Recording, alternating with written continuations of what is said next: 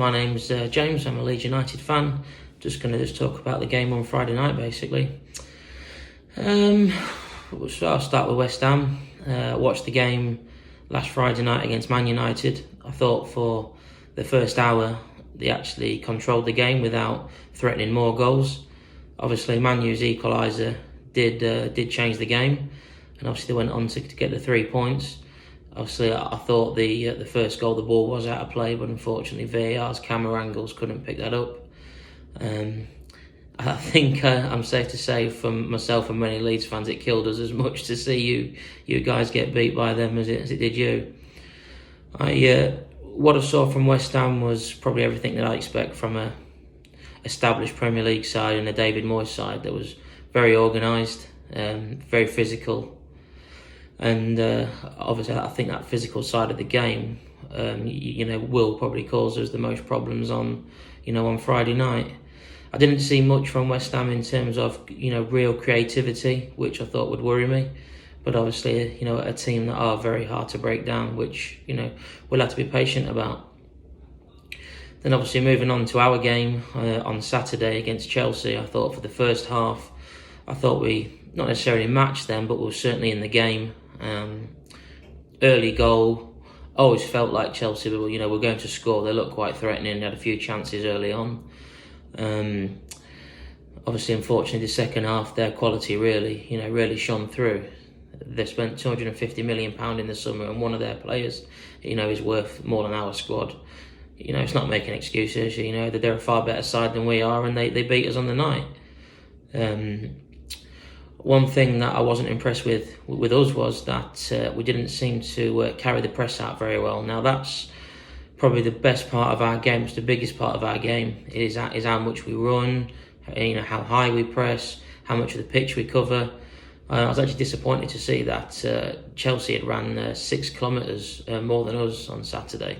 Well, again, big feature of our game. But it was surprising to see that Chelsea had actually ran a total of 11 kilometres more than their average, which unfortunately, again, kills me to say, but it looks like Lampard got his tactics spot on against us and actually, went against the press with his own press. And, obviously that they came out on top. Obviously, I don't think you would see another, performance from us, in terms of the pressing style again. I think, Bielsa will have them fired up for Friday night. Although I wasn't happy with the way we pressed, I'm not going to sit here and criticise, the team, considering we've just come up to the Premier League. I think we're actually doing really well. Obviously, our style of football, it's been labelled box office, and it really is box office. End-to-end stuff. Even after the Leicester games and the Crystal Palace game, we're not going to change how we play. It is how we play. It's what's got us where we are. And it's what we'll continue to do well. I don't think we'll be anywhere near the bottom 3. I don't think we'll be anywhere near the top sort of 8. I think sort of around about 12th is where we'll be, and that'll be a fantastic season. So talking about Friday's game, against yourselves, I do think that it'll be a close encounter. I think you guys will be happy for the draw. I can't imagine you coming to Ellen Road and trying to play us off the park, because I do think that will suit us. I think you'll certainly sit deep and try and hit us on the break, which is what's hurt us from other teams this season. I do think we'll start on the front foot. I do think we'll be very fired up after Saturday night. Obviously, I'm going to say that Leeds are going to win, but I honestly do think Leeds will win. I think 2 helps 3-1. I can really see a bounce back as from last weekend. From a Leeds point of view, no disrespect to teams like West Ham or Newcastle, far from it, very good established Premiership sides, but they're the sort of home games, that you've got to be looking to take, 4 points from. Your season's not going to be defined on games like Chelsea away, maybe even West Ham away, but playing teams like West Ham, Newcastle, etc. at home, they're the games that you've got to win, and I do fully expect us to win. In terms of the what I see as being the key battle for Friday night's game will probably be Rafinha against Cresswell. Now, Aaron Cresswell, I actually think is probably in the top 5 left backs in the Premier League. And obviously, if you've seen anything of Leeds the last few games, you'll see, just what Rafinha's got in his locker. Very, very skillful, very, very tricky, very pacey. Can certainly go by a player with ease, which is, not a lot of I wouldn't say modern day wingers are out and out, natural go and beat a man. A lot of trying to cut inside, which, he can do, but he does try to go on the outside a lot as well, which, I do like to see. And, it would be good to see how he fares against a real established Premier League left-back, and obviously how Cresswell fares against that. Obviously, another one that people will be watching out for is the direct comparison between Calvin Phillips and Declan Rice, both playing similar roles for their clubs and both vying for that sort of defensive midfield slot in the England team. Obviously, again, I'm going to be biased and say that I think Phillips is slightly better, and I'm sure West Ham fans will say that Declan's a better of the players, but I just think Phillips has got a little bit more to his game. I think his range of passing is certainly up there with some of the best in the league. Like I say, so that there are people watching that and drawing their own comparisons from that. Probably now I've said that, Declan Rice will have a blinder. Really, from West Ham, obviously I know you guys signed Ben Rama. I think you'll see him at some point. And obviously Bowen, very, very good player, signed from the Championship and has done a real good job for you guys. Facing up against which likely is going to be Stuart Dallas, in my opinion. I think after last week's game, I thought Alioski has done really well for Leeds, and I'm a real big fan. I just think Stuart Dallas is probably better of the two players in that position at the moment. So just a final word from me on the Leeds United 11. I think it's going to be Meslier in goal, Ayling at right back. As I say, Stuart Dallas at left back. I think Alioski will be dropped for this game. It will be probably Llorente and Liam Cooper. Obviously, Robin Cox picked up an injury, and he's had surgery, which is going to keep him out for a couple of months, so we won't see him for a while. In front of the back four will obviously be Calvin. I think in the number 8 role, so to speak, will be Matthias Klick, and I think Rodrigo will come back and play in the number 10 role. The two wide players, I can't see much change from Harrison and Rafinha, although I do think Harrison's been slightly below par the last couple of games, and I'd like to see Costa given another chance, but I think he'll go with Harrison. And then obviously the main man up front, who I'm a big fan of. I've been a big fan of Patrick Bamford for quite a while. I know he's not the favourite of every Leeds fan, but I think you certainly notice when he doesn't play. And one thing he has added to his game this season, which people doubted he would do in this league, is score goals, which obviously has been his biggest downfall. And he's probably his biggest critic in that he doesn't score enough goals. But at the moment, 8 goals from his first sort of 10-11 games is a real good return. Good luck to West Ham for the season, but I hope we finish above you. So, Leeds, Friday night. It's been a while, isn't it? I'm quite looking forward to this one. It's quite ironic because we were linked with Bielsa for quite a while, a few years back, and there was a lot of talk that he wanted to come to England, he wanted to experience what it's like, the fans and all that sort of stuff like that. But Marseille didn't want to let him go. They were too eager to keep him. And I think we went with someone, I can't remember at the time, I think it might be Bilic. We went with, or just started with Allardyce. And he was the madman in France, and he just, Pochettino loved him. And Leeds got him. And since they've got him, they've never looked stronger.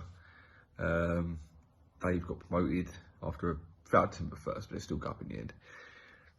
They've played an expansive way of playing football, and they're excited to watch. And I don't think a lot of fans would, if they come up on TV, you wouldn't look and go, oh, boring. They're an exciting team to watch. Not many people thought Bamford was going to make it as a top flight striker.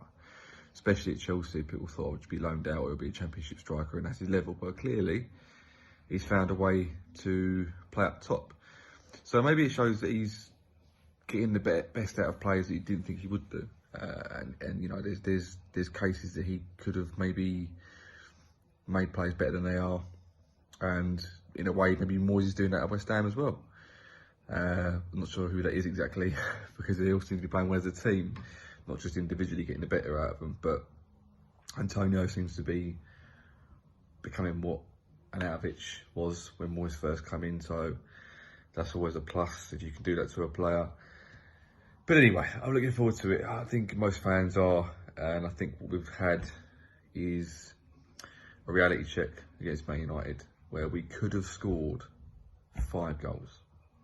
I've never known West Ham to play a game where you could, at the top of your head, pick out the 5 chances we could have scored. And it's our own fault. We didn't take the chances, and we got punished for it. Whether you like it or not, that's the best goal Pogba's going to score in his career now, probably ever. They just had well taken chances, and they put the game to bed. And that's what top teams do. They put you to bed. And to be honest with you, recently that's been us. We've been winning games that we maybe should have really won the way we played. And everyone's been knocking Haller, but Haller scored the winner against Sheffield United. We would have drawn 0-0 that game if it hadn't been for him. And, you know, Villa, we got the win. You know, Fulham, we managed to win it. I was gutted we lost against Man United, but it's a show that maybe we need to be more clinical in front of goal.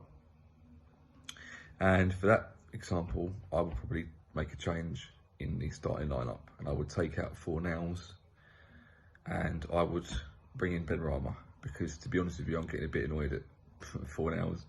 Yeah, okay, he works hard, but I don't really see how he's actually profiting the team anymore.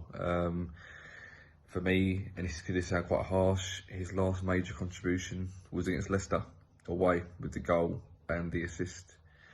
He hits the post far too often, even though that's quite unlucky to do that. But against Man United, he headed the ball wide from a fairly reasonable distance, and he doesn't make the right decisions when he needs to.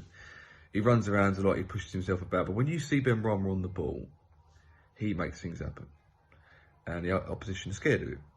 They go back, they retreat, and that allows him to, you know, become more expansive in his play.